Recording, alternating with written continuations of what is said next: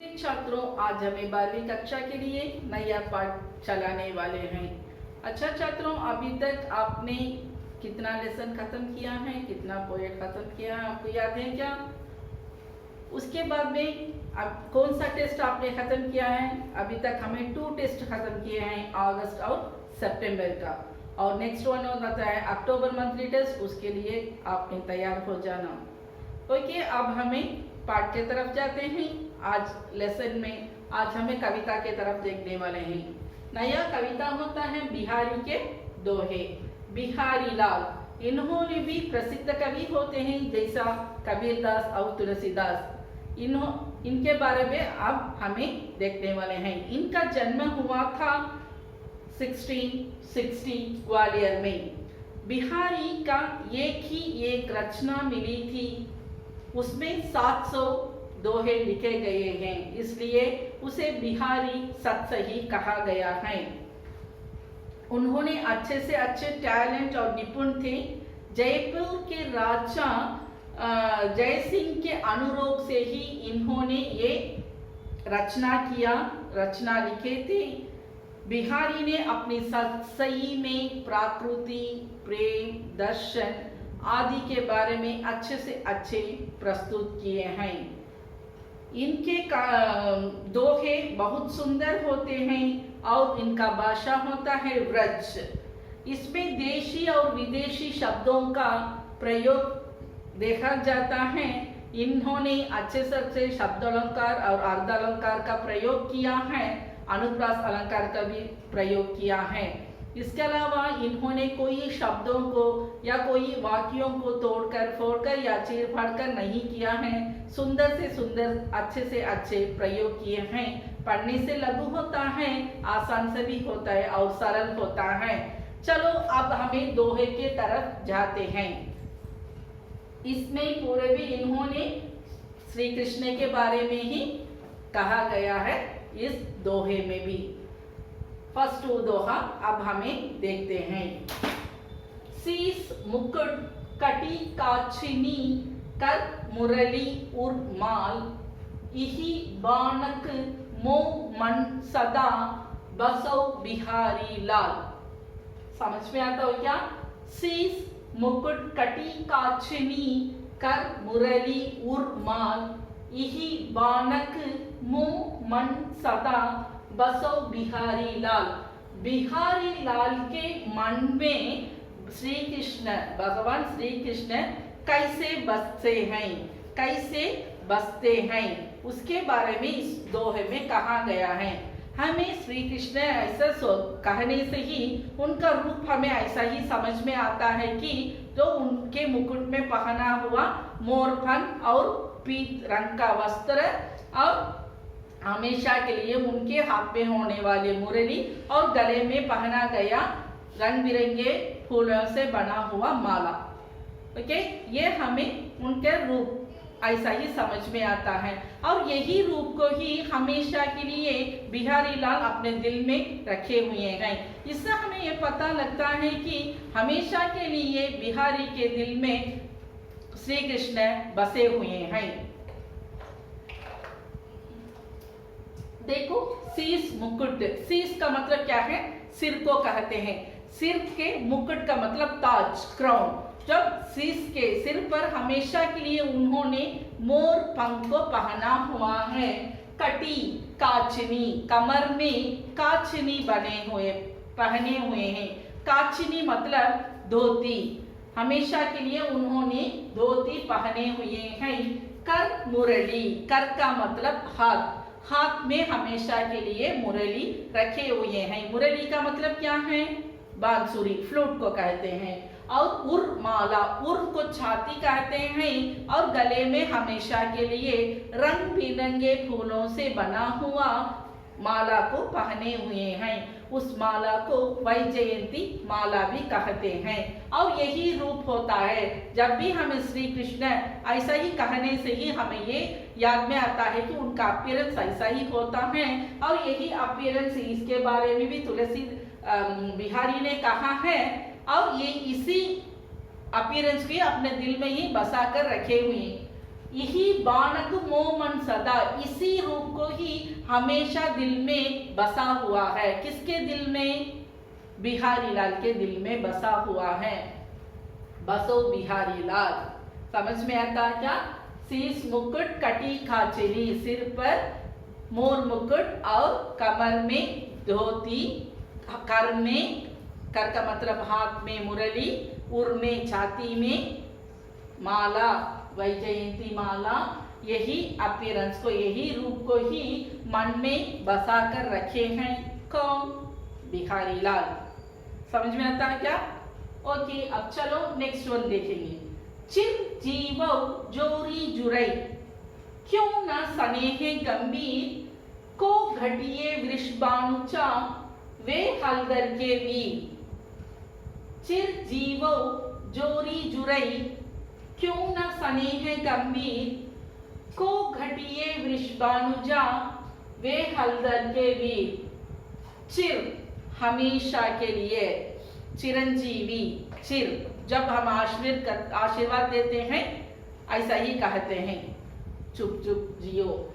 चिर जीवो हमेशा के लिए, लॉन्ग लाइफ रहते हैं ना, हमेशा के लिए ये जोड़ी जीते रहना, बसते रहना। कौन सी जोड़ी? श्री कृष्ण और राधा की जोड़ी हमेशा के लिए बसते रहना, जोड़ी, जोड़ी को कहते हैं, बसते रहना। क्यों न स्नेह गंभीर, इसमें क्या संदेह होता है? वो दोनों जोड़ी अच्छी है, बहुत सुंदर होते हैं, इसलिए वो हमेशा के लिए बसते रहना। को घटिए वृषभानुजा, वृषभानुजा राधा, राधा वृषभानुजा की पुत्री होती है। और वृषभ का मतलब बैल होता है, और ये वृषभ की बहन होती है। राधा वृषभ की बहन होती है। वृषभ का मतलब बैल होता है, तब ये बैल की बहन होती है। वे हलदर के वीर, वे यहाँ पर श्री कृष्ण को कहा गया है। श्री कृष्ण हलदर के वीर, हलदर बलराम, उनके भाई बलराम होते हैं, वीर बलराम के भाई होते हैं। और यहाँ पर हलदर को वृषभ और एक नाम भी होता है, तब राधा वृषभ की बहन होती है, श्री कृष्ण वृषभ के भाई होते हैं। समझ में आता है क्या? वृषभ की बहन और वृषभ की भाई दोनों मिलकर बना हुआ दोनों का जोड़ी बहुत सुंदर होता है। वो हमेशा के लिए बसते रहना, ऐसा ही आशीर्वाद देते हैं बिहारी ने। देखो, चिरजीवो जोड़ी जुड़े, दोनों जोड़ी हमेशा के लिए बसते रहना को श्री कृष्ण और राधा। क्यों न स्नेह गंभीर, इसमें क्या संदेह होता है? दोनों की जोड़ी तो बहुत सुंदर है ना, इसमें कोई संदेह नहीं है। को घटिए वृषभानुजा, ये वृषभानुजा की पुत्री होती है। कौन? राधा वृषभानुजा की पुत्री होती है, श्री कृष्ण बलराम का भाई होते हैं। और यहाँ पर एक कॉमन वर्ड होता है वृषभ, वृषभ का मतलब बैल होता है, ये बैल की बहन होती है, वृषभ की बहन, और श्री कृष्ण वृषभ का भाई होता है। ओके, समझ में आता हो क्या? नेक्स्ट वर्ड, सोहत ओढ़े पीत पट, श्याम सलौने घात, मनो नीलमणि शैल पर, आतपु परायो प्रभाव। सोहत ओढ़े पीत पट, श्याम सलौने घात, मनो नीलमणि शैल पर, आतपु परायो प्रभाव। सोहत ओढ़े पीत पट, ओके, जब भी हमें श्री कृष्ण ऐसा नाम करने से उनका वस्त्र क्या रंग में होता है? हमें कई बार इसके पिछले क्लास में भी पढ़े हैं। हमेशा के लिए उन्होंने पीला रंग का वस्त्र ही पहनते हैं। और उनका शरीर का रंग क्या होता है? काला रंग होता है। बिहारी लाल ने ऐसा वर्णन करते हैं कि काला रंग पर पीला रंग का वस्त्र, काला रंग के शरीर पर पीला रंग का वस्त्र इतना सुंदर दिखना है।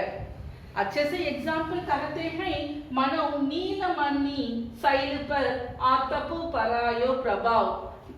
काले पहाड़ के पीछे से निकलने वाला सूर्य की किरणें क्या रंग के होते हैं? पीले रंग के होते हैं।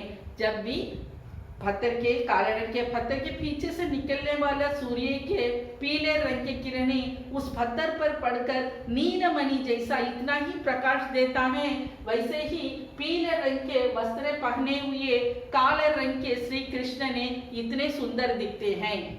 समझ में आता हो क्या? बहुत अच्छा वर्णन है। सोहत ओढ़े पीत पट, पीले रंग के वस्त्र, श्याम सलोने घात, श्याम काला रंग होता है, सलोने सुंदर होते हैं। पीले रंग के वस्त्र पहने हुए काले रंग के श्री कृष्ण बहुत सुंदर दिखते हैं। कैसा? एग्जाम्पल क्या दिया गया है? काले रंग के पत्थर के पीछे से निकलने वाला पीले रंग के किरणें के सूर्य जब भी निकलता है तब उसका प्रकाश पड़कर पीले रंग का पत्थर नीलमणि, आकाश में होने वाला नीलमणि जैसा इतना ही प्रकाश होता है। बहुत अच्छा है ना वर्णन। नेक्स्ट वन, यहाँ अनुरागी चित्त की गति समझो नहीं कोई, ज्यों ज्यों बूढ़े श्याम रंग त्यों त्यों उज्जल होई। यहाँ अनुरागी चित्त की गति समझो नहीं कोई, ज्यों ज्यों बूढ़े श्याम रंग त्यों त्यों उज्जल होई। या अनुरागी, अनुरागी मतलब प्रेमी, प्रेम करने वाले। या अनुरागी चित्त की, दिल से प्रेम करने वाले, मन से प्रेम करने वाले। तब किसे हमें प्रेम करेंगे? जो हमारी प्यारी होते हैं। लेकिन यहाँ पर बिहारी लाल के प्यारे कौन होते हैं? श्री कृष्ण होते हैं। इसलिए वो कहते हैं कि मैं दिल से प्यार करता हूँ, मन से प्यार करता हूँ, मेरा प्रेम के योग्य होते हैं। गति समझो नाही कोई, इसका गति को कोई समझ नहीं सकते हैं, प्रेम की गति को कोई समझ नहीं सकते हैं। ज्यों ज्यों बूढ़े श्याम रंग, श्याम रंग क्या है? श्याम क्या कलर होता है? काला रंग का होता है। जब कोई वस्तु, किसी भी रंग के वस्तु काले रंग में डुबो देने से जब क्या होता है, उसका असली रंग छिप जाता है, वो पूरे के पूरा काला बन जाता है। तो काला रंग क्या करता है? किसी रंग को भी अपने अंदर ग्रहण कर लेता है। जैसा भगवान भी क्या करते हैं, कितने ही अच्छे होने पर भी, बुरे होने पर भी, पाप होने पर भी, पुण्य होने पर भी, पापी लोग उनके पास आने से, उनके शरण पर आने से वे उनके पाप को धोकर अपने अंदर ले लेते हैं और उनको पुण्य दे देते हैं।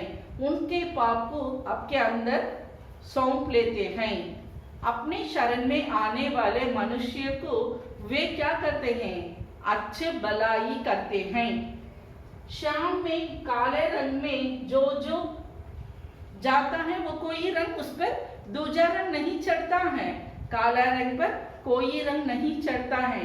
जो कितना भी रंग होने पर भी काला अपने के अंदर ही ग्रहण करके अपने असली रंग को ही वो क्या करता है? प्रकट करता है। जो कोई रंग होने पर भी उसका असली रंग को अपने अंदर छिपा लेता है और त्यों त्यों उज्जल होई, त्यों त्यों वो क्या करता है? उसका रंग ही प्रकट करता है। ये क्या, इससे हमें समझ सकते हैं कि भगवान कि क्या होने पर हमें अपने दुख को, अपने पाप को हमें भगवान से कहने से, उनके शरण पर जाने से वो उनके अंदर ग्रहण करके अपने वो व्यक्ति को मुक्ति देते हैं। समझ में आता हूँ क्या? देखो, यहाँ अनुरागी चित्त की, प्रेम करने वाले भगवान से, भगवान को दिल से प्रेम करने वाले और मन से प्रेम करने वाले, वो प्रेम को कोई समझ नहीं सकते, सिर्फ भगवान ही समझ सकते हैं। वो गति को, गति मतलब उसका स्पीड क्या होता है, उसका गर्म क्या होता है, कोई समझ नहीं सकते हैं, सिर्फ भगवान ही समझ सकते हैं गति को। और ये कहते हैं कि ज्यों ज्यों बूढ़े श्याम रंग, काले रंग में जिस वस्तु को कितने ही रंग बिरंगी वस्तु को डुबो देने से भी वो क्या करता है, वो असली रंग नहीं दिखता है, सिर्फ काला रंग ही दिखता है। और क्या होता है, उससे ही क्यों तो उज्जवल होगी, जिस रंग होने से वो अंदर ग्रहण करके अपने रंग को ही प्रकट करते हैं। जैसा भगवान अपने हमारे जो किए गए पाप को जब हमें उनके शरण चले जाते हैं, वो हमें माफ करके मुक्ति दे देते हैं। जो कुछ हमारे पाप होते हैं भगवान उनके अंदर ग्रहण करके हमें मोक्ष दे देते हैं। समझ में आता है क्या? नेक्स्ट वन, फिफ्थ वन, घरू घरू डोलत दीन है, जनु जनु जात तू जाई, दिए लोभ चश्मा लघु पुनी बड़ो लखाई। घरू घरू डोलत दीन है, जनु जनु जाचतु जाई, दिए लोभ चश्मा लघु पुनी बड़ो लखाई। घरू घरू घर घर फिरकर जो हमें पसंद वस्तु को हमें ले लेते हैं, वो याचका करने का समान होता है। याचक मतलब क्या है, भीख मांगने का।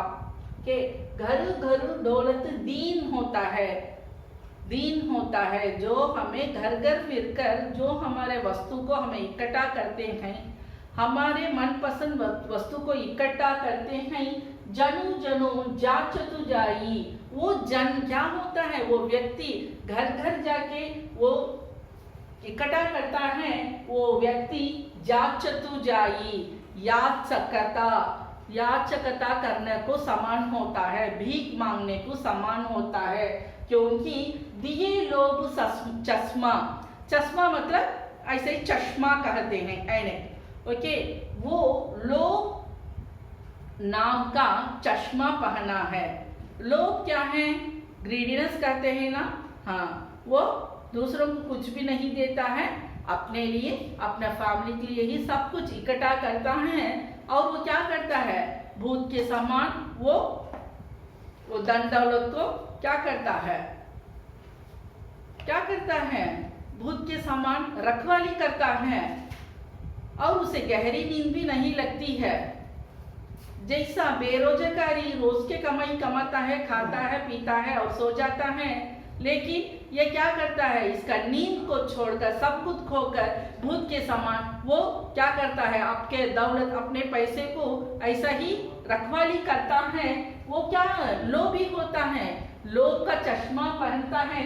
तब लोभ का चश्मा पहनने से उसे लघु क्या होता है, बड़ा दिखता है। लघु छोटा होने पर भी बड़ा दिखता है और बड़ा होने पर भी छोटा दिखता है। जैसा गरीब होने पर भी अमीर दिखता है उसे, गरीब होने पर भी उसके पास जाकर जो माल होना पड़ता है वो इकट्ठा कर लेता है, क्योंकि वो चश्मा पहना हुआ है लोभ का, और उसे दिखता है कि ये अमीर जैसा। और लूटने पर, उसके पास से सब कुछ लेने पर, इतना धन लेने पर भी उसे लघु दिखता है, बड़ा होने पर भी छोटा दिखता है। क्योंकि कभी भी लोभ का मन शांत नहीं होता, अशांत से रहता है, उसका दिल नहीं भरता, प्यास नहीं बुझती है। जब बड़ा होता है वो छोटा दिखता है, और छोटे माल सब बड़ा दिखता है। समझ में आता हो क्या? घरू घरू डोलत दीन है, घर घर फिरकर वो माल इकट्ठा करता है। वे जनु जनु जाचतु जाई, वो याचकता का समान होता है। याचक मांगना, भीख मांगने को समान होता है।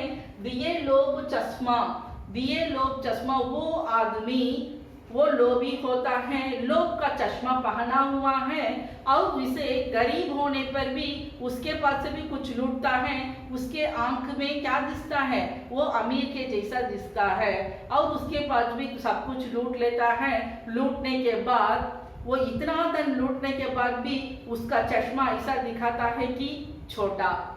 क्या होता है, पुनी लघु बड़ी, पुनी बड़ो, लघु बड़ा दिखता है, फिर पुनी मतलब फिर बड़ा लघु दिखता है। समझ में आता हो क्या? ये कंठस्थ मेमोरी दोहा होता है, ध्यान से पढ़ लेना छात्रों। फिर एक बार मैं ये रिपीट करती हूँ दोहे को। शीस मुकुट कटी काचिनी कर मुरली उर्माला इही बाणक मोमन सदा बसव बिहारी लाल।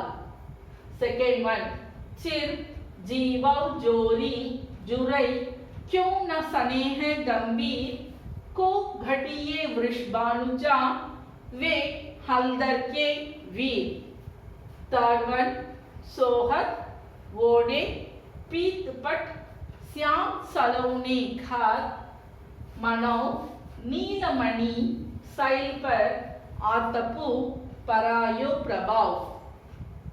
फोर्थ वन, या अनुरागी चित्त की गति समुझै नहीं कोई ज्यों ज्यों बूढ़े श्याम रंग त्यों त्यों उज्जलु होई। फिफ्थ वन, घरू घरू डोलत दीन है जनु जनु जाचतु जाई दिए लोभ चश्मा लघु पुनी बड़ो लखाई। समझ में आता हो क्या छात्रों? ये अपने क्लास वर्क में कॉपी कर लेना, जो सबमिशन के समय आता है वो सबमिट कर लेना, क्योंकि सबके लिए मार्क अलॉट किया गया है। सबमिशन के लिए, क्लास अटेंड करने के लिए सबके लिए भी आपने लाइव क्लास को भी ध्यान से अटेंड करना, उसके लिए भी मार्क होता है। अच्छा छात्रों, ये मेमोरी कर लेना, ये क्योंकि ये मेमोरी पे होता है, टेस्ट में ये आ सकता है। धन्यवाद।